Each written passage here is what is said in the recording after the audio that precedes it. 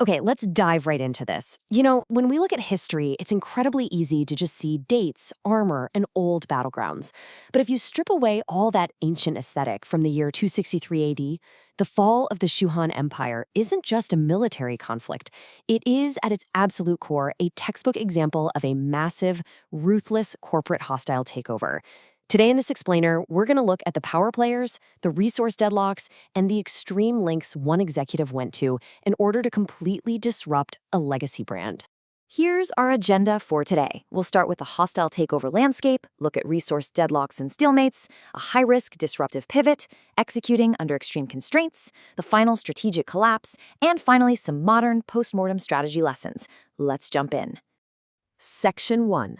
The hostile takeover landscape. Let's start with our primary aggressor, the mastermind behind this whole massive expansion strategy, Sima Zhao.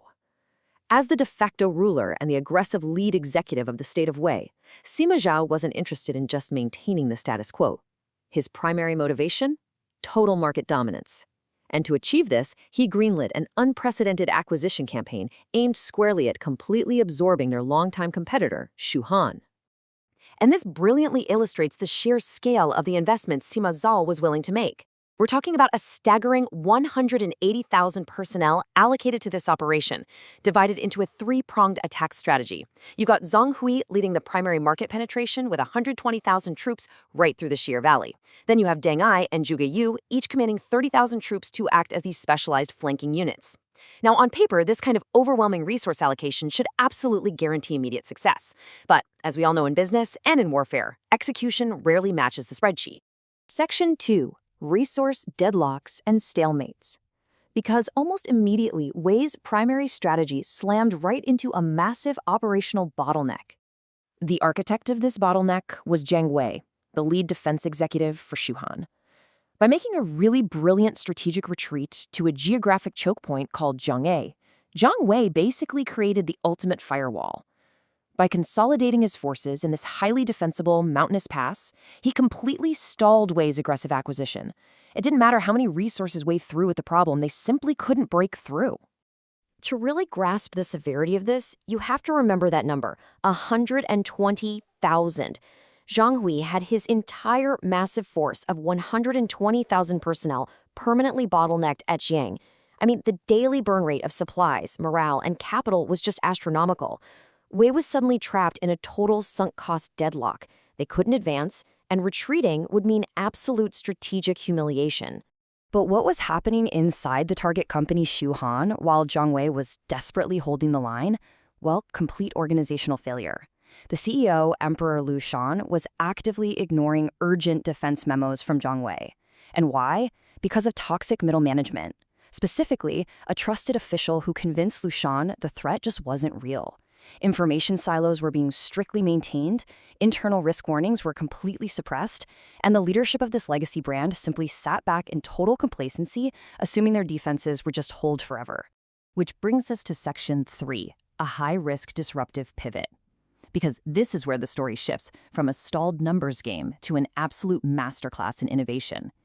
Enter our third major executive, Deng Ai. Staring down at catastrophic failure at Jiang, Deng Ai realized that doing the exact same thing just a little harder wasn't going to work. His primary motivation was breaking the deadlock via a high-risk, high-reward innovation. His proposed pivot? The Yinping Trail. Now, to call this a trail is frankly super generous. This was an unregulated, entirely unmapped, and long-abandoned mountainous path that completely bypassed all standard operational routes. It bypassed the Jiang firewall entirely. Everyone on both sides considered it an impossible barrier. But Deng Ai pitched a radical idea: take his 30,000 men completely off the board and sneak them right through the back door. Section 4, executing under extreme constraints. Ideas are cheap, right? Execution is literally everything. Transitioning from planning to doing meant moving 30,000 personnel into an environment that barely supported human life, let alone a massive military supply chain. Let's move to Yinping and see how this builds step by step. Following this timeline, we see a massive shift in territorial control. Starting at Yinping, they marched 700 li through an unclaimed, totally unforgiving wilderness buffer zone. After somehow bypassing the Motian cliff, they officially penetrated the Shu heartland at Jiangyu, opening up a direct, uncontested path straight to the capital, Chengdu. The historical texts from our sources paint a downright terrifying picture of these extreme conditions. These were hundreds of miles of totally uninhabited zones, literally no roads. As they marched, their supply chain rapidly deteriorated, and they entirely exhausted their food supply. The personnel were exhausted, starving, and then they arrived at Motianling, a massive, sheer cliff thousands of meters high. It was a literal dead end. So, how do you execute when the infrastructure doesn't exist? You build it manually. Deng Ai's troops carved paths and built makeshift bridges over gorges, but at the sheer drop of Motianling, standard engineering failed. Prioritizing momentum over safety, Deng Ai demonstrated extreme risk tolerance. He literally led by example, wrapping himself in felt and physically sliding down the cliff face. They suffered heavy casualties doing this, but the core force survived. Section 5. The final strategic collapse. Surviving that cliff meant Deng Ai had actually achieved the impossible. He successfully bypassed the firewall. Now we witness the immediate, catastrophic, systemic shock to the Shu Han organization upon his sudden market entry.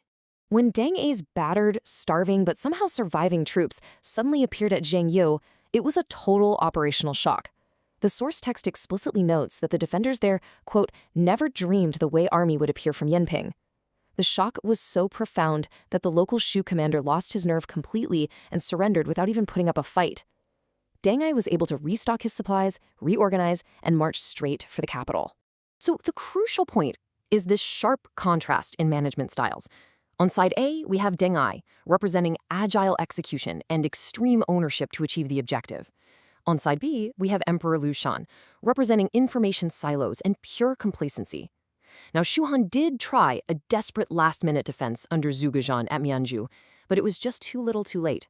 They were entirely outmaneuvered by a leader who refused to be constrained by traditional boundaries. And here is the ultimate bottom line of this hostile takeover. 43. The 43-year legacy of the Shu Han Empire, an empire built by literal legends over decades, was entirely wiped out in a flash. Emperor Liu Shan officially surrendered to Deng Ai. Think about that. A single unchecked strategic pivot dismantled an entire state. Section 6. Modern Postmortem Strategy Lessons. As we step back from the ancient battlefields of 263 AD and run a final postmortem, how do we distill this massive historical event into actionable takeaways for our own strategic thinking today? 3 core lessons really stand out here. First, sunk cost fallacies will absolutely kill your momentum. Wei almost lost the initiative entirely because they poured 120,000 troops into an unbreakable deadlock at Jianghe. Second, complacency and ignoring internal warnings practically invite your competitors to disrupt you. Liu Shan's failure to listen to his frontline managers sealed his doom. And third, agile execution and extreme ownership can routinely beat vast, sluggish resources. Deng Ai took 30,000 men on an impossible route and achieved what an army 4 times his size could not. I want to leave you with this final, provocative thought to consider for your own projects and leadership. Look at your current resource allocation and your own risk tolerance. Are you stubbornly funding the deadlock at Jiang, hoping brute force is eventually going to work? Or are you actively looking for your Yinping Trail, that disruptive, high-risk path that bypasses the obstacles entirely? It is a dangerous path for sure, but as history shows, it's often the only one that leads to total victory.